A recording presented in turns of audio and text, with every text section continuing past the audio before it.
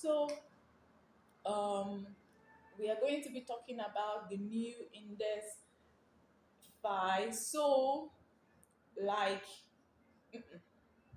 this is it. Stop. Cut it. No. Reduce the use of filler words.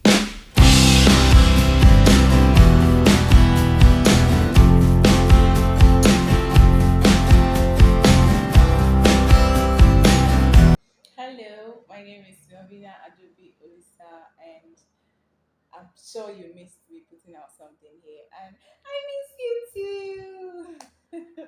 All right, so today I will be doing how to, or let's say, becoming a confident speaker.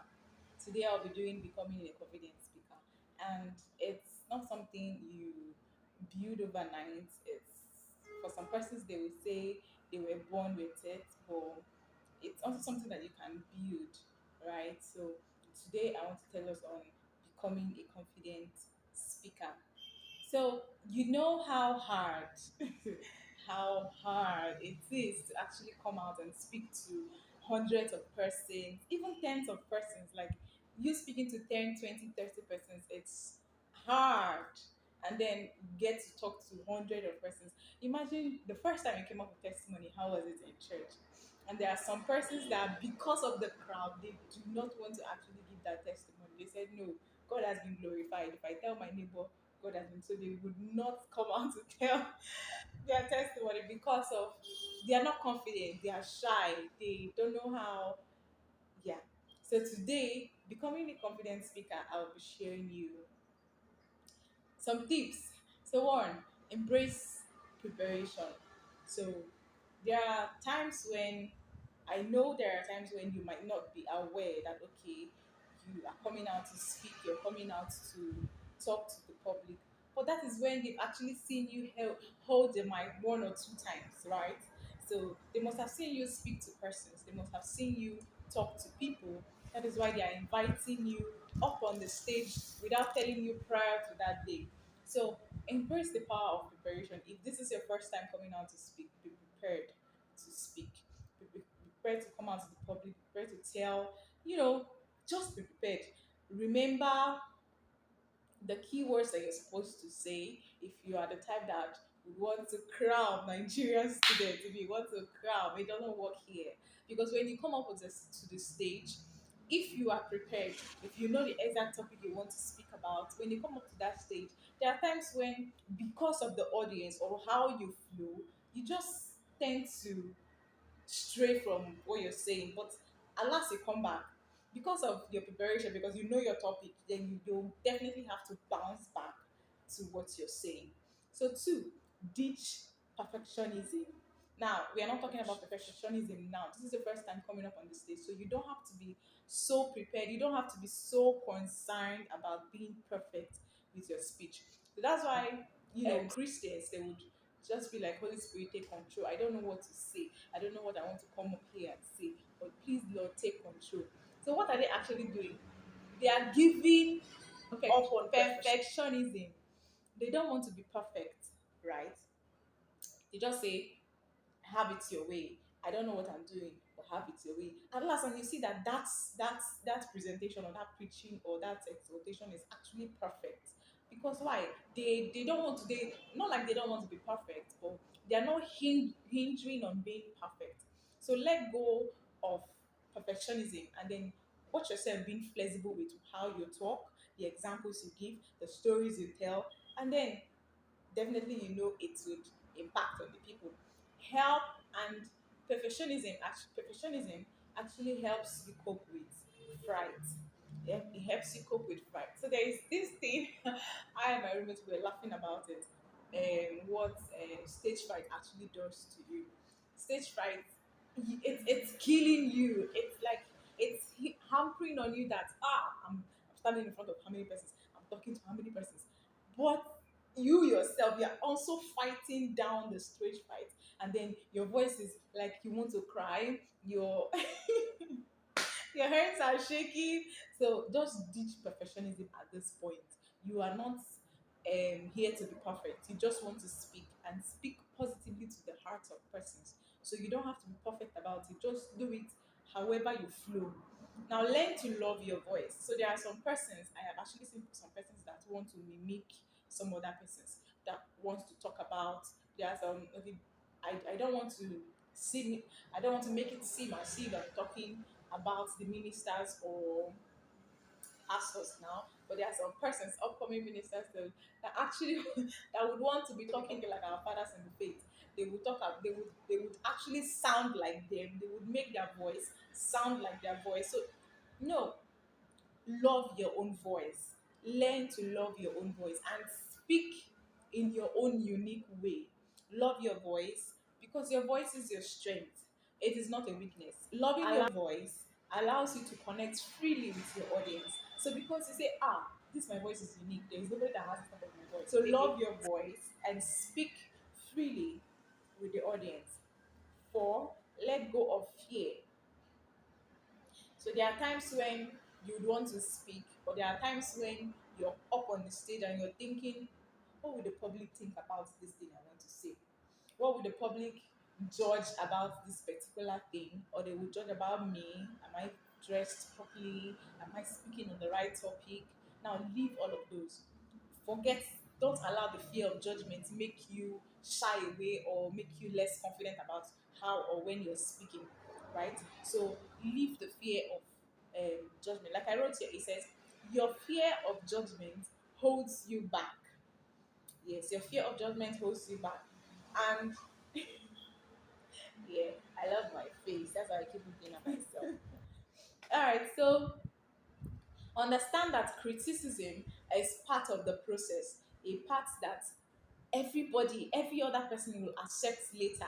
They would have to they would have to accept it. So there is this thing I like about the public speakers or the online influencers. There is something I like about them, but I can never bring myself to that level. Like, now, I'm not saying the level is low, but there are things that they would actually do knowingly to get the judgment of persons or to get the criticism of persons. Now, and people talk a lot.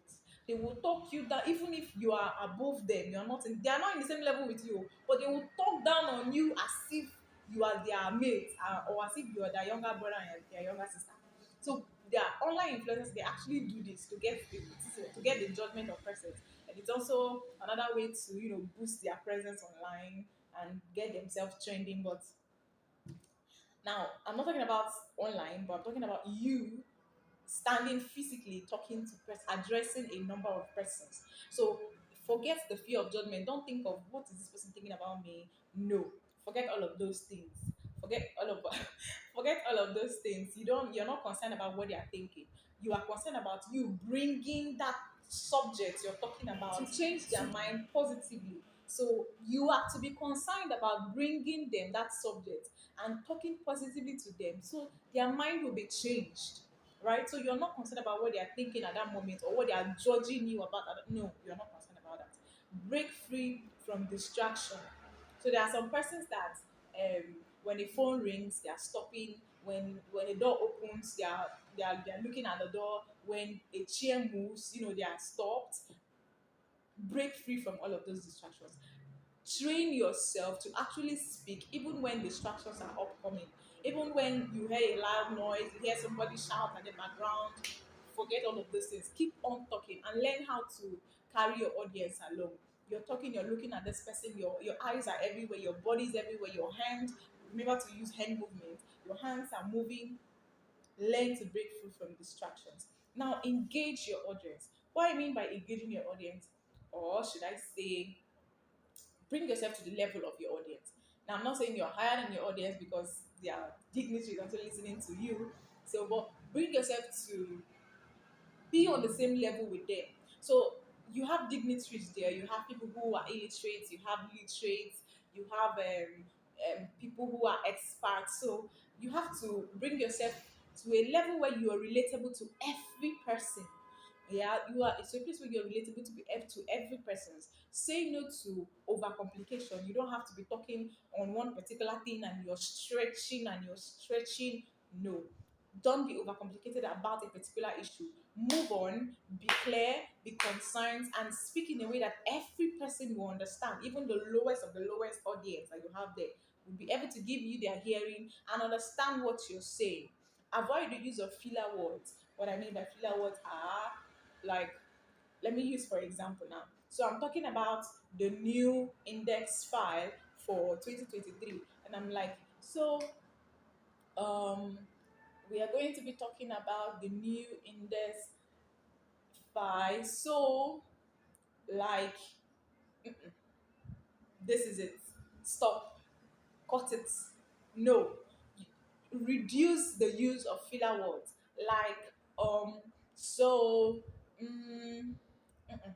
Stop all of those. You are not supposed to be involving all of those things in your words. Reduce it, and in short, remove them. You are not supposed to be using it, right? So reject negative self-talk. So I have been at this place.